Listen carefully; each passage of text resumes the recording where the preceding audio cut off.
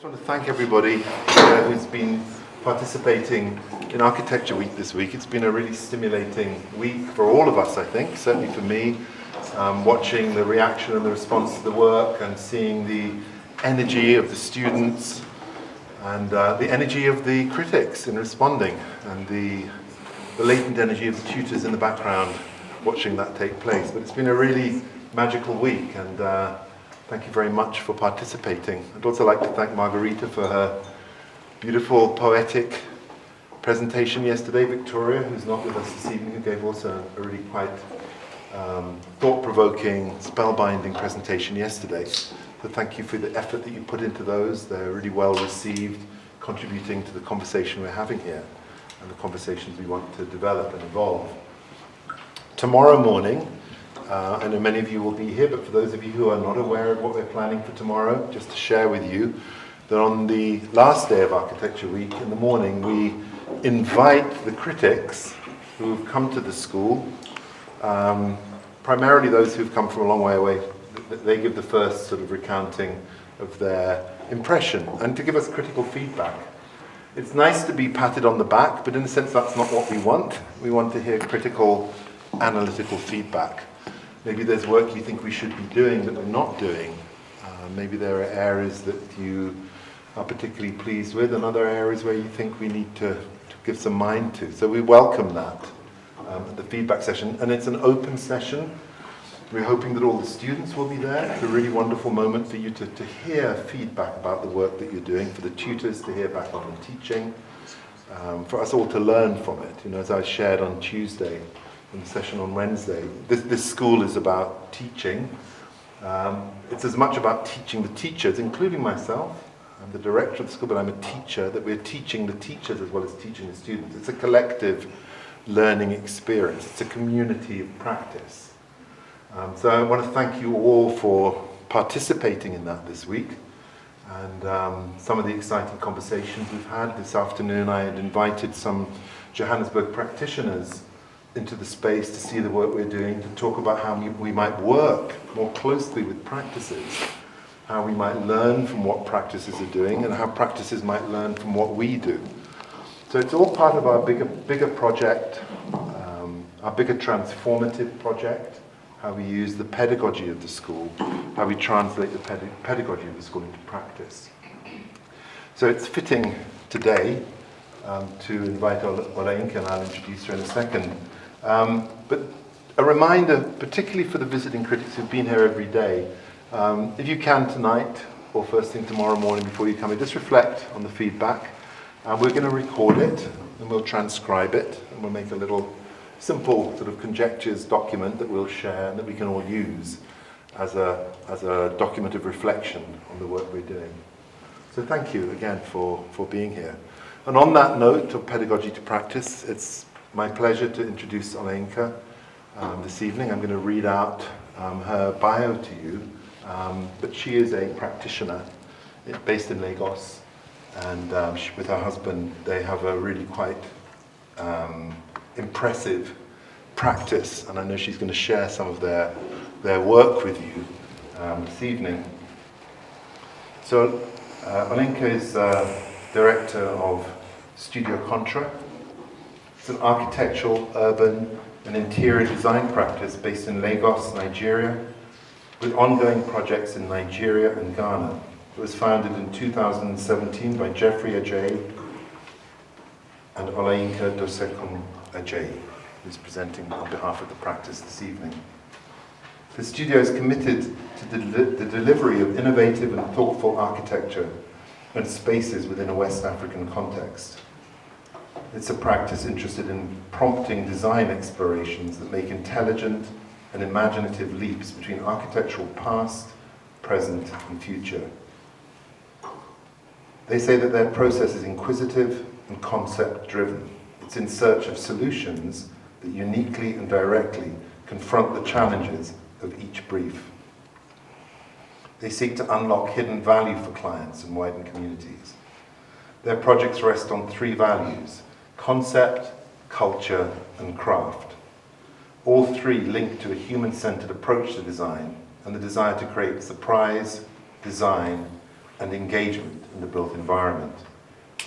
Alongside their architectural practice, Olayinka and Jeffrey have taught at the Harvard University Graduate School of Design, the LT Ranch Summer School in Lithuania, respectively bringing a contemporary African interpretation to their approach to educational projects with students. Studio Contra has been featured in publications such as Architecture Record, Wallpaper Magazine, RIBA 100 Women Architects. Many of you will remember we did a South African launch of that earlier this year. And it's considered a leading design firm in West Africa. They're registered with the RIBA, the Royal Institute of British Architects, and also the Architects Registration Council of Nigeria.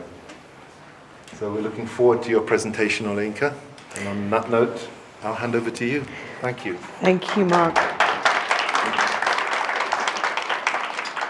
Thank you very much for inviting me. I'm thrilled to be here. I hope that the mic is working okay. Good? All right. And I've really enjoyed the last 4 days of engagement with the work that's being done at the GSA. It's my second time here. I was also here 2 years ago, and things have changed a little bit. But I'm pleased to be back in Joburg. It's a bit colder this time. When I was here before, it was in October, but you know, I came a little bit prepared. Nevertheless, I've caught a bit of a bug, so if my voice sounds a little bit nasal, or if I have to sneeze or cough, please excuse me. I'll do my best to get through this presentation without doing that. Okay, so Mark has already introduced my firm, but I'll just briefly pick out some of the highlights again. So I'm Olayinka. I'm Nigerian. I'm the creative director of Studio Contra, which is a practice based in Lagos, Nigeria.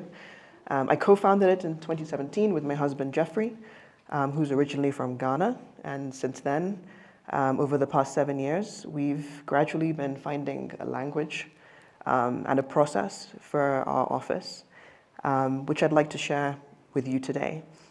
And we've been seeking to define an approach to design in the contemporary African context, which we call productive synthesis.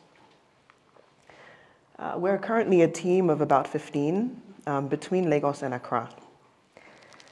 We're based in Lagos, the most populous city in Africa, and a place of enormous energy, full of commerce as well as cultural and artistic production. It's a city of some 20 million, which is something like the populations of Paris, New York, and London combined. Our office is in an area of Lagos called Onikon, where the red dot is, on Lagos Island, which is the oldest part of the city, settled first in the 15th century. However, there's practically no trace remaining of any architectural structures from the pre-colonial past here. In terms of architectural history, what we do have in Lagos Island, interwoven into the fabric of this area, are some interesting examples of mid-19th century Afro-Brazilian architecture and mid-20th century modernist architecture, but both are essentially non-local imports. This, for example, is the Ilorin bar, an example of the Afro-Brazilian style with its neoclassical plans and facade and decorative elements, which was brought back by returning slaves from South America. And here is a typical Lagos tropical modernist building, Allen and Hambry House, built in 1959. Then there's Independence House from 1961, sadly abandoned at the moment. Both are great examples of the tropical modernist approach. And this was a style and ethos pioneered in Nigeria by architects like John Godwin and his wife, who lived in Lagos for 60 years, where they practiced and taught at the University of Lagos, and also trained many architects who went on to found their own studios. These are the old offices of Godwin Hopkin architects on Boyle Street, which they themselves designed and lived in at the top level. And it's now something of a landmark in this area and has changed use and changed hands several times. And these are our offices just around the corner, 5 minutes walk from John Godwin's office on Boyle Street. So our offices are on Maloney Street, and we occupy a building of a very similar period to that one that we just saw. So where am I going with this? So what I'm trying to draw on is the idea of tropical modernism as an aesthetic which offers a starting point but not an end point. We very much enjoy and appreciate it. We love using this building, its sensitivity to climate and passive design, the abundance of light coming through the panoramic steel-framed awning windows. And I think we have much to relearn, again, in Nigeria particularly, about passive design, and especially now that sustainability is very much on the agenda. However, a very valid critique of modernism, I'm sure you all know, is that in the African context, it didn't really tackle the cultural nuance that was latent in the environment, and was very much less interested in that than in a particular functionality of buildings in their climate. These modernists sought to usher the African city into a particular vision of the future, and thereby into a sort of strange forgetfulness of what had preceded the colonial period. And I think that's impacted on the culture now that we build within. We live in the resulting wake of this erasure of tradition and the denial and rejection of the past. So at Studio Contra, we've been seeing an opportunity to try something a little different. A new approach to architecture in our region, which borrows from and roots itself in the past, while also looking forward decisively into the future. So what we've been doing for the past 7 years or so as a team is researching pre-modern West African urban architectural and material cultures in order to find opportunities of linking our proposals to these traditions. And this is a collage of some pages taken from a body of research which we've been creating in the office for internal use. And it looks at these traditions and provides some kind of information that when we see opportunities in projects, we kind of test out organically. And like I've mentioned, we call the process productive synthesis. It's basically about finding for each project a relevant and helpful connection between the deeper past of West Africa and the contemporary briefs we're confronted with. In finding this productive synthesis, we keep 3 key touchstone principles in mind. The first is concept. We seek conceptual clarity in our work, and we want our buildings to be rigorously designed and legible. The second is culture. We see context as both physical and temporal, and we seek to reference both. And the third is craft. Craftsmanship and execution is, after all, crucial to the final result. And so our aspiration is always to rigorously detail our projects and carefully go through that detailed design process. Where necessary, we also look for opportunities to grow local skills and labor. So I'll be taking you very quickly through 5 projects, which hopefully kind of begin to flesh out and illustrate different approaches to productive synthesis. The first one, this is the site of the first one. This photo was taken in 2020, and this is in Kwara State in Nigeria, which is in the north central region of the country. This was actually our first brief for a new build project. So it gave us an opportunity to test some of our ideas for the first time at a larger scale.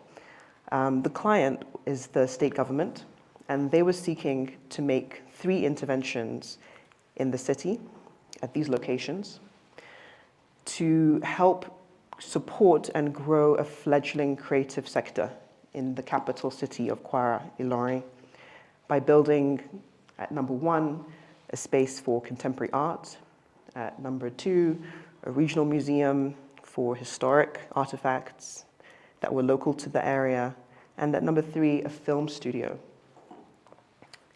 So our project was to be the first insertion, and as you can see, it occupies the center, or close to the center of the city. Each of these projects is roughly 20 minutes walk from the other. The project budget was exceptionally low by international standards at just over $1 million. And so we needed to propose a design that could be relatively compact and executed at that budget. The brief called for a landmark new art gallery, which could house a cafe, screening room, and spaces for film editing and studio post-production for small independent filmmakers. And so we chose to rely very heavily on a compact design, as well as local subcontractors and contractors and readily available materials. This is an aerial view of the city of Ilorin, which is the site, the wider context of the project. As you can see, it's a very low density city with a low roofline and small scale dwellings and shops intermingled with one another, characterized by this old and rusty metal pitched roofs that have been there for years. Many of the houses are arranged in loose courtyards that form inner spaces behind the street level, and a close interweaving of family and community outdoor space with meandering paths between the public and the private enclave. So for our synthesis, we took the idea of the courtyard house as an organizing principle for the museum and decided that given the generous size of the site, along with the limitations of budget, the museum should be on a single, low ground floor level. The courtyard, formed through aggregation of smaller units, is a very old idea, of course, typical across West Africa in the pre-modern traditions that we see, for example, amongst the Ashanti, the Yoruba people, the Edo people, as a sort of organizing principle in plan for community life. And it has obvious environmental benefit, bringing in lots of natural light and air and offering moments of greenery. Second, we took on the language of the Islamic arch, found in parts of the Sahel of West Africa and also in this region of north-central Nigeria. And we took this on as a sort of sectional idea to see how it could marry up to the plan idea and to use it to sort of generate something exciting at the roof plane level, since we were going with a very low-slung building in general, to try and create a sort of dynamic airflow within the building, because we care a lot about this building having a low energy cost and having high sustainable operational benefits.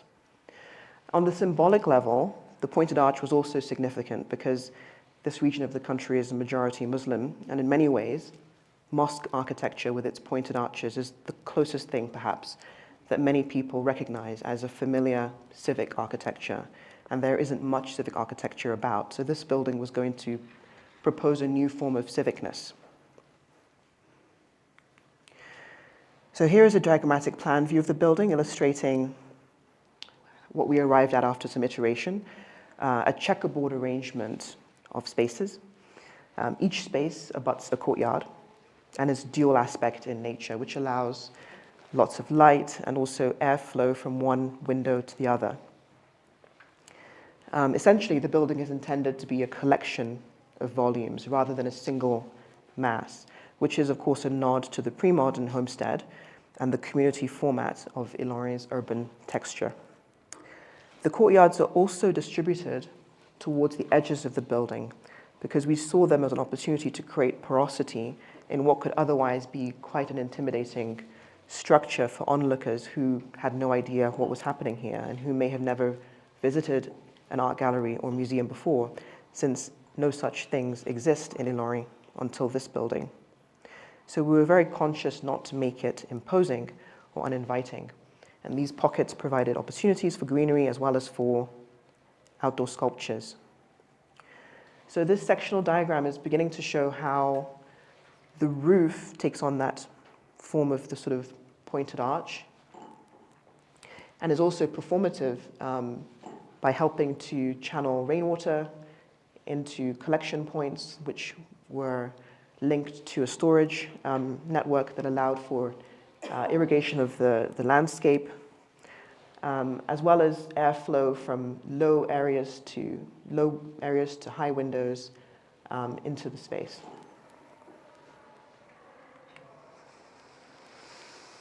And the finished result kind of shows the way in which the curved roofs are derived from the pointed arch, as I've mentioned, as well as the porticos along the edges of the building, which give some penetrative sort of opportunities for landscape and for sculpture, so that passers-by can see something, get a glimpse of what might be happening within this building.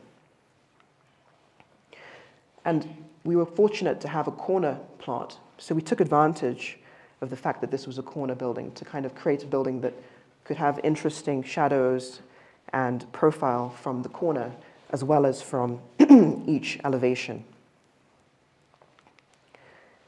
These are some renderings of the interior of the space, one of the gallery spaces, a central concourse, and here is a photo of the building under construction.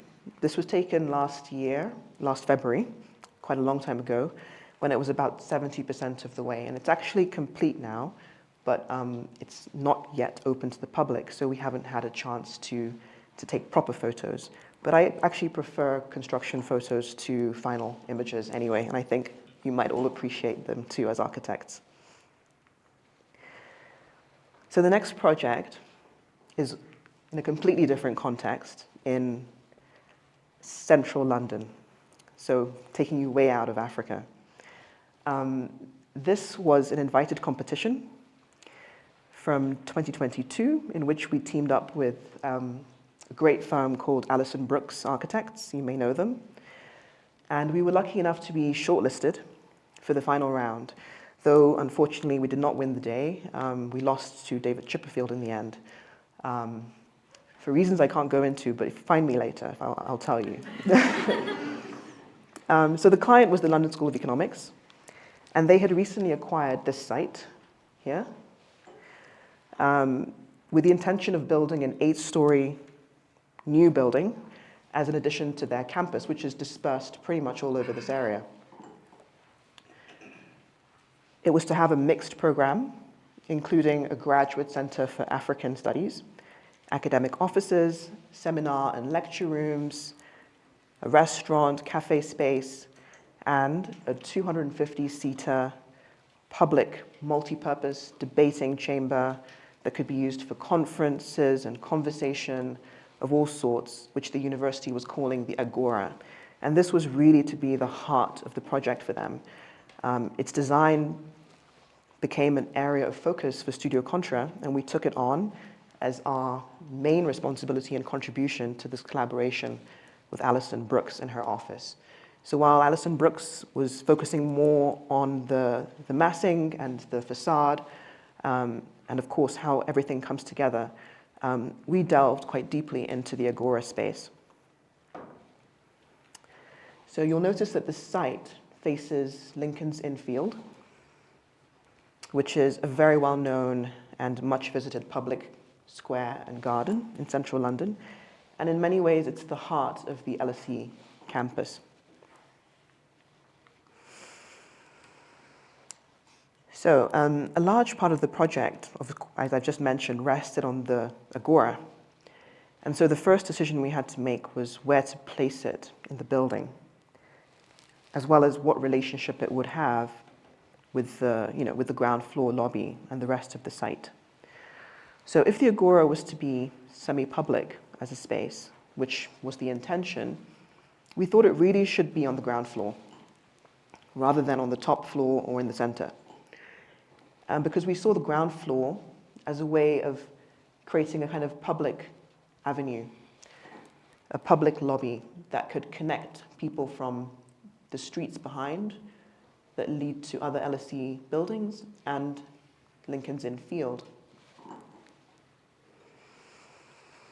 But ultimately, the decision to have the Agora on the ground floor is, when you think about it, a little bit counterintuitive from a structural point of view.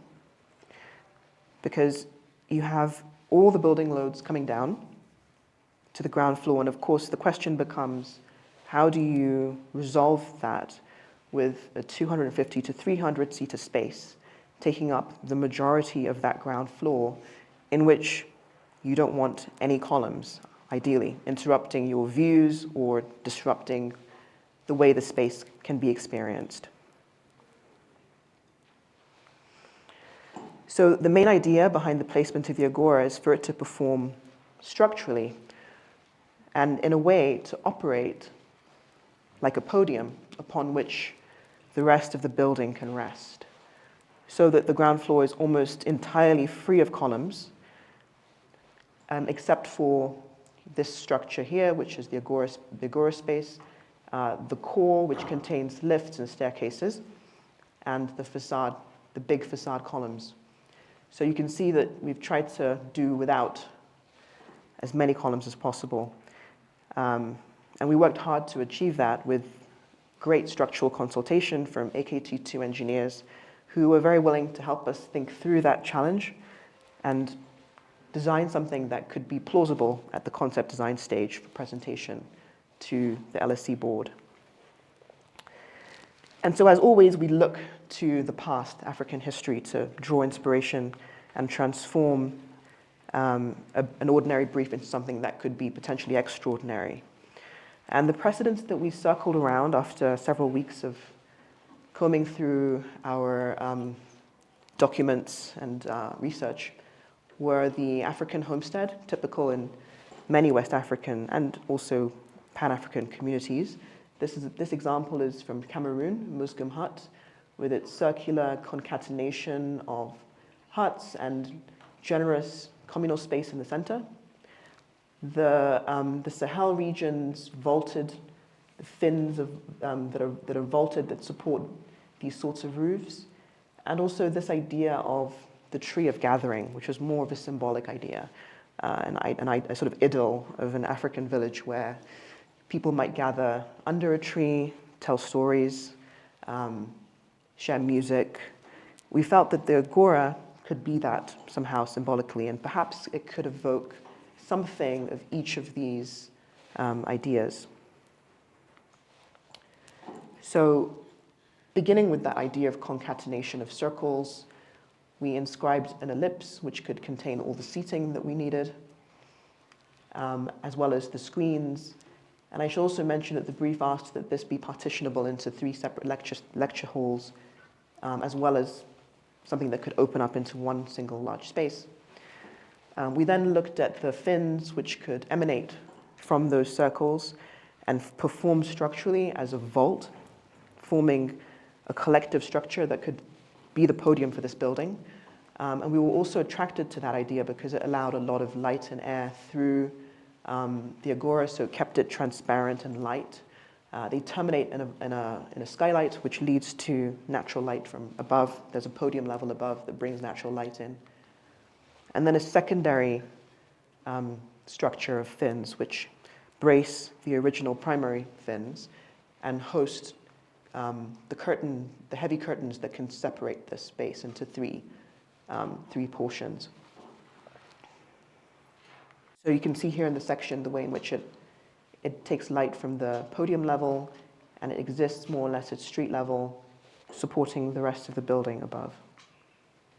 And again, in this perspectival section, very much creating that sense of structure.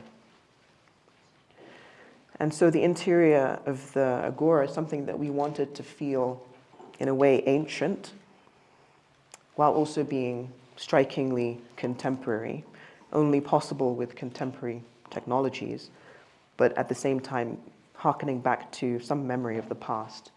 And a little bit ambiguous as to whether or not that past is a European or an African one, because this is, after all, central London. We wanted to somehow bridge that divide between Europe and Africa. So this view, I think, kind of evokes that notion of the tree, especially with those timber cylinders at the back, which evoke the idea of a trunk. And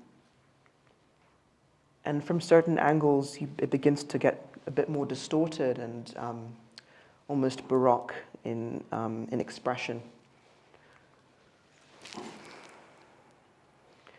And this final image kind of gives an idea of the way it fits into the building as a whole. I could talk a lot more about the building and the African influences that went into the facade, but in the interest of time, I'll skip over that. You can go to our website.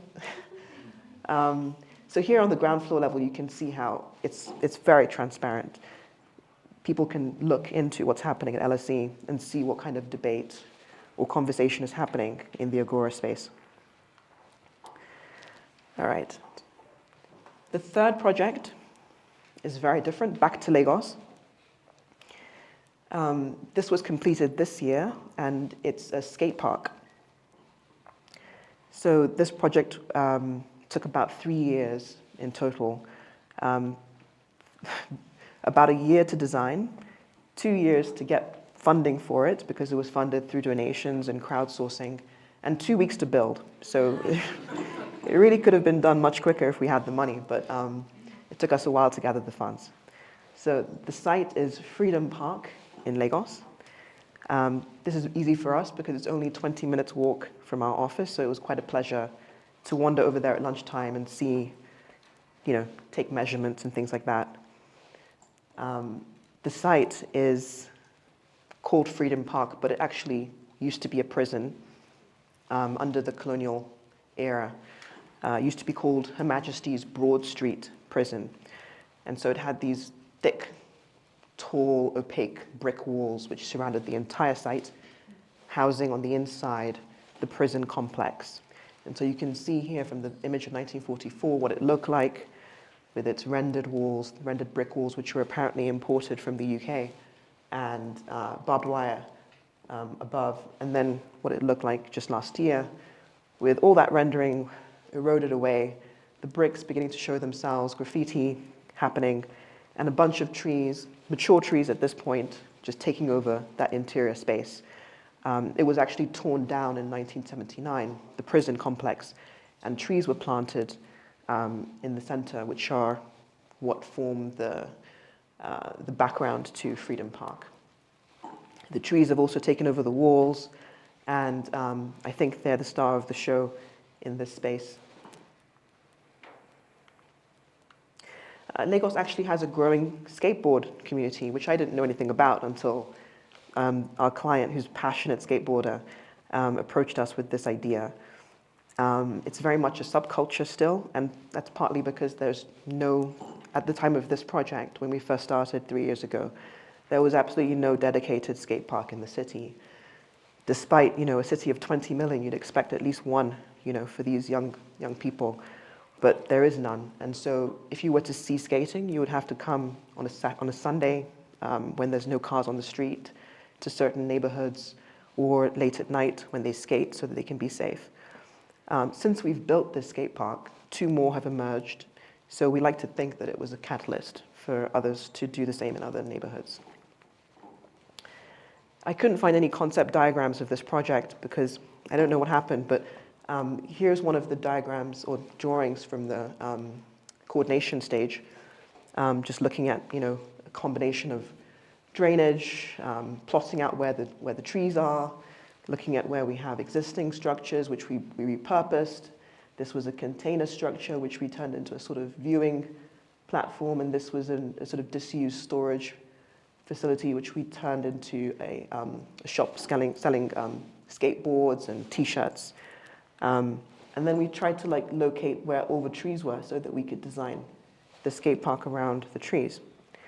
And we had a lot of help from an organization called Wonders Around the World. I believe they're a South African organization.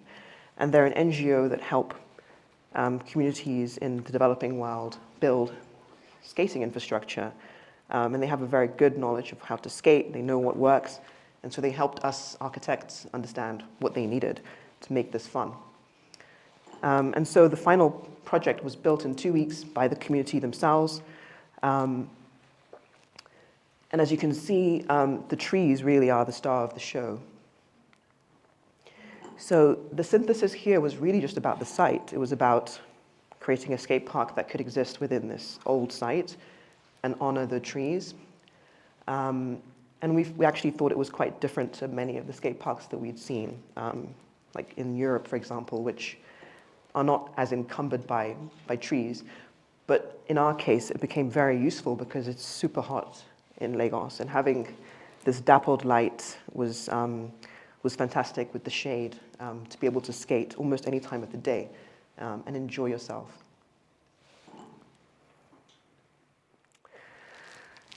Okay. All right, I have two more projects. Hope you're getting the idea now. This is another project which we're part of with a collection of other architects. Our project site is located here. And this red line inscribes the site, the wider site, which is in Edo State, in Benin, well, Benin City in Edo State in Nigeria. And it's a wider master plan for a cultural district, which is going to be called Museum of West African Art. I should also mention that this red line inscribes the approximate outline of the palace complex that used to exist on this site. That was the center of the Benin Kingdom, which governed this region of Nigeria from the 13th century to the 19th century until the destruction of the palace in its entirety in 1897 by a British punitive expedition, which also was when all the Benin bronzes, which you must have heard about, were taken away. And now they exist mostly in other countries, but there are still some that exist in Nigeria. And like I said, this is a kind of collaboration with other architects. So it's being anchored by Adjei Associates from Ghana, who are leading the master plan and are designing two buildings. This building here, which is actually almost complete, and this building here, which is to be a sort of artisan hall. Also involved is a firm called Worofila from Senegal. Counterspace from South Africa is going to be designing the landscape. MOE Plus from Nigeria, and of course, Studio Contra. And our contribution is going to be an art guest house. So some of the other buildings are all more cultural, as well as David Adjei's building, which is a sort of research center with archive and exhibition space. There's also going to be rainforest gallery, an artisan hall, artist residences, to create a kind of ecosystem, a cultural ecosystem in Benin to resuscitate some of that culture and legacy that has been so sort of like decayed over the years. So I'll begin with some of the references we looked at. And we actually started by reading first-hand accounts and descriptions of pre-modern Benin from the 15th and 16th century Portuguese traders who had been interfacing with them for many years. And we looked at depictions in art of what the city was supposed to have looked like, as well as the sort of palace complex. And this is a famous image by a Dutch historian and geographer called Alfred Dapper, showing his impression of Benin City with the people going through a procession with their king outside the city. The background shows a sort of vast network of urban space at a scale which is actually attested to in the record and described in these first-hand accounts. And although it's been said that Dapper probably created this image as a composite of other drawings, it nevertheless kind of depicts some of the features, the key features of Benin architecture, which we were interested in knowing more about. So, as I mentioned before, the Edo people designed their buildings around courtyards. They were well known for having steep pitched roofs, and in the palace area, crowned with turrets. And so here are some drawings of a sort of segment of a palace complex and some typical sections of how the roofs form impluviums into the courtyards. And looking at some of the bronzes, you can begin to see depictions of architecture as well. This is a brass casket, which is almost like a replica of a section of the palace complex.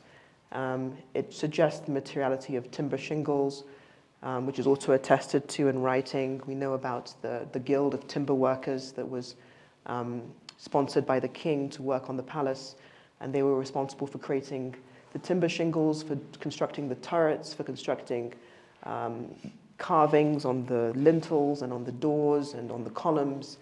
The walls were well known to be earthen walls, often with this sort of scalloped pattern, which we believe is supposed to help with evaporative cooling, but also decorative. And here we can see how this sort of structure was very much a sort of regal, linked to the idea of kingship. And we also looked more broadly at the rest of West Africa and this idea of the pitched roof, which is so dominant in that tropical area where you have heavy rainfalls, very steep pitched roofs that in a way sometimes are 2/3 of the mass of the building, that are layered, that sometimes enclose clear story windows to bring in air and light to allow air escape from low to high. And we just wanted to somehow borrow this intelligence and synthesize it with what we know about Benin for our art guest house. So the section that we developed was very much about the roof, angling the roof in different pitches, depending on what we needed it to do. So on the interior, making it a lot more shallow, creating shading for the veranda space, shading for the interior, shedding rainwater gently, and on the other side, where it acts more like a facade, being almost vertical, and being much more a facade element. And then in terms of massing, just keeping it very simple, we had a very confined site. We had to also respond to David Adjei's building on the other side. So between the two buildings is this plaza. The idea was to create a public volume facing the plaza, which would receive people, would have spaces for cafe, spaces for meetings, etc., and would be actually a triple height volume. And then the rest of it would be segmented into the rooms, the art guest house rooms, with their pitched roofs. And so making sure that the site section works, that we don't overwhelm Adjei's building, which is, after all, just one level, trying to keep our building as low-slung as possible so it doesn't stick out like a sore thumb, and enjoying the idea that you have this very flat roof here and this sort of dramatic pitched roof here. So they begin to kind of talk and complement each other. And so some of the final images, this was also a competition, which we did win, kind of demonstrate that 2/3 to 1/3 relationship of the roof to the building as a whole, the habitation of the roof, the way in which you're able to enjoy it in a sort of multi-scalar experience, the way in which it enfolds you on every level, on the ground floor, in the corridor spaces, in the bedrooms, and also in the public spaces. It becomes this sort of universal experience of roof, and then borrowing the materiality of the Edo kingdom and trying to make it relevant again. And of course, timber is a material of the past, very much also a material of the future. And things like this are possible now with sort of the technology that we're beginning to explore, CLT, glulam. So having timber as the main structure, timber that would be harvested locally, having also earthen walls, earthen floors or terrazzo floors, doing our best to use local materials, not import materials at all, and keep things as close as possible to the site. That area also has this very red earth, which I think comes out in some of these renders. And this is the final image of this project that I'll show, which is looking at it from the other side of the plaza, and just seeing the way in which it harkens back to that palace, which no longer exists, sadly, but creating buildings on the site that can evoke the past while also being a sort of optimistic vision of the future. And this is a model of the whole complex that was actually exhibited at the Venice Biennale, Art Biennale, this summer. I don't know if it's still there, but it might be. And so finally, I'll just show you an academic project, which I think is quite interesting. So this was our opportunity to sort of see if we could transmit these ideas through academia and experiment and allow students to play with this notion of productive synthesis. So I taught a studio last year at Harvard GSD to 12 students. M.Arch 1 students in their third year and M.Arch 2 students in their first year at the GSD. And the studio was called Forgotten Fort Congostine. So the project which we defined for the studio was sited at Fort Congostine in Ghana, which is about 2 hours by road from Accra, near a small coastal town called Adafour, where the Volta River, which you can see here, meets the Atlantic Ocean. And we were fortunate enough to be able to take the students to Ghana for a week to visit the site and also to see other cultural sites in Ghana and talk to the community, most crucially. The mayor of Adafour actually invited us. She initiated the project and introduced us to this fort, which we had no idea about, which is why we called it the Forgotten Fort, because it's so little known. Adafour is a place of extraordinary beauty, and as you sail up the river, this is the kind of thing that you see, these beautiful communities along the river. There's also a burgeoning tourist industry here with sort of hotels springing up and resorts, but it's still very much in its early stage of development and trying to sort of define itself as a sort of haven, not far away from Accra, an escape from the big city. So this is a sort of graphic of the fort, which is here. This building was an old captain's quarters, and then this is sort of some foundation of a building that has long since been destroyed. The fort was built in 1783 by Danish merchants, and it was originally erected for the trade in goods, such as ivory and gold, and also for a brief period of its history in slaves. It's one of many European fortifications built between 1482 and 1786, which survive along what used to be known as the Gold Coast. And many of these can still be visited and seen, spanning a distance of approximately 500 kilometers along the coast. They were, in effect, links in the trade routes first established by the Portuguese and then later taken over by the British. So Fort Congostine really sits within this rich colonial history, or this rich framework of cultural contact, commerce, and administration. And the idea was that through a substantive architectural intervention, the students were challenged to imagine a plausible or speculative future for the site, which, though it is in a place of beauty, is currently fallow and derelict. There are many other forts which are much better preserved, much larger, and these have been recognized by UNESCO. But this particular fort has not been recognized. And so it was actually an opportunity for us to do something interesting, because the ones that are recognized by UNESCO are not to be touched. You can only just restore them as they are. But these ones that are kind of almost about to crumble, they're much less interesting to UNESCO. They're also not getting any funding from the government. And so they become these weird sites where something could happen there. These kind of eerie places where nothing's happening, but there is a lot of potential. So to help the students with this project, over the course of the semester, I introduced them very broadly to pre-colonial architectural forms and material cultures of West Africa, and invited them to consider how these might be reinvigorated and redeployed in an exciting and meaningful combination and hybridization with this existing European structure, and create something relevant for this community and also for the future of the community as it becomes more and more embedded with regional tourism and potentially also international tourism in the future. So this is a picture of us standing in front of the fort during our visit. Some of the other forts that exist along the coastline, these are all recognized as UNESCO World Heritage forts.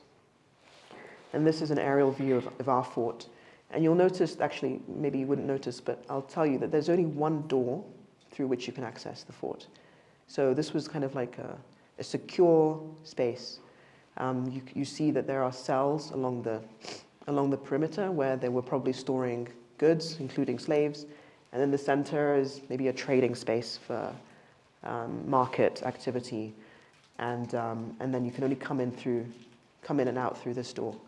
So that's somehow similar to that door of no return that you see on other sites. There were 3 programs that I offered to the students. A museum, a regional museum, an archive, and a community center. And I encouraged them to pick 1 or 2 of these programs to form the basis of their brief, which they designed themselves along these lines, and to form the basis of the project that they would explore. And so I'll just show you some of the really fantastic work that they were able to do in this 3-month semester. This was a project by Chandler Caserta.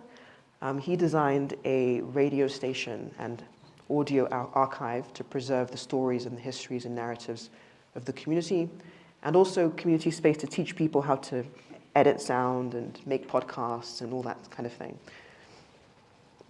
He tried to keep his building within the constraints of the existing footprint of the fort building and show clearly what is new with these thick earthen walls, and leave what is old, or repurpose, reoccupy, and appropriate that for other program. And his models kind of demonstrate what he's trying to do by intersecting the two and by contrasting the rigidity of the fort with a sort of sinuous, undulating earth wall. And in his proposal, he's trying to use natural materials which could be locally obtained, locally manufactured. And there is a potential for the project to be built because we do have interest from the mayor to have produced this in the first place. They are looking for some way to use this. And so I really wanted the students to think about material and make sure that the materials were materials that could actually be locally obtained, and would also be sustainable materials and would somehow evoke the past.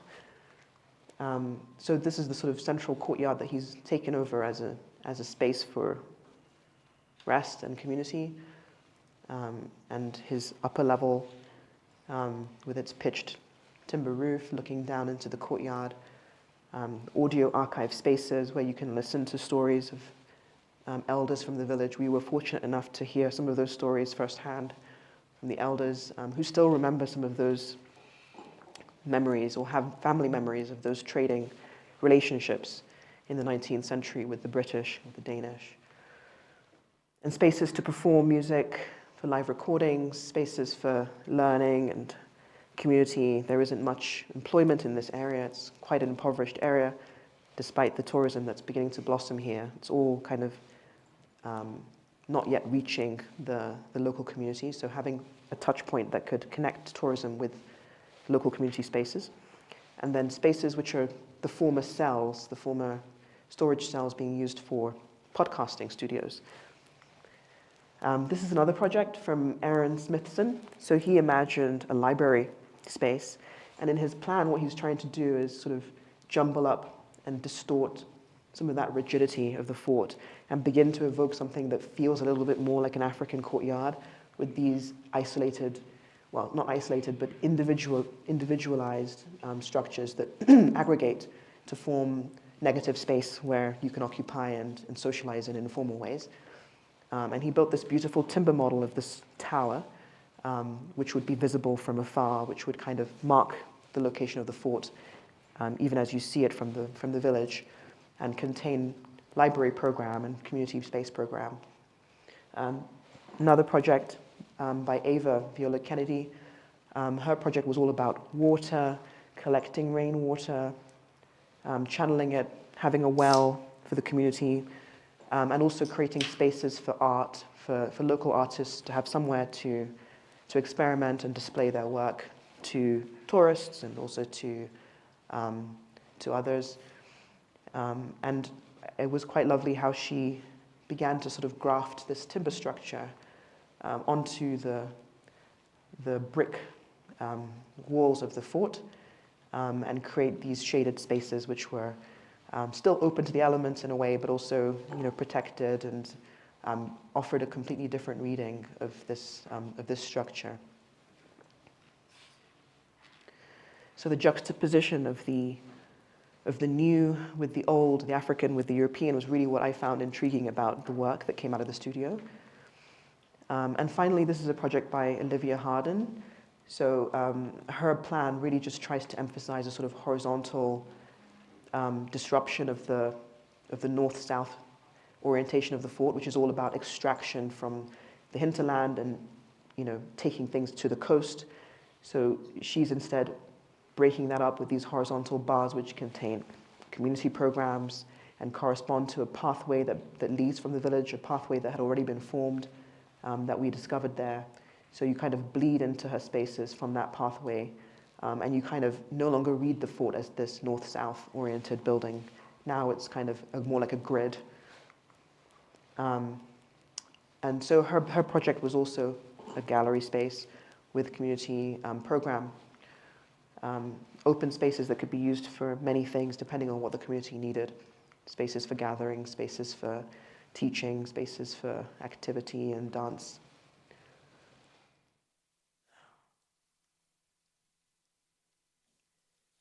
And yeah, there again you have this kind of almost 50-50 juxtaposition of the two. And one of the things I did require of them was that their intervention should be at least the same, you know, area as the original fort, so that we could really see that juxtaposition and it wouldn't just disappear into the fort. So there was kind of a robust program that needed to be reconciled to the existing structure. And so this is the group.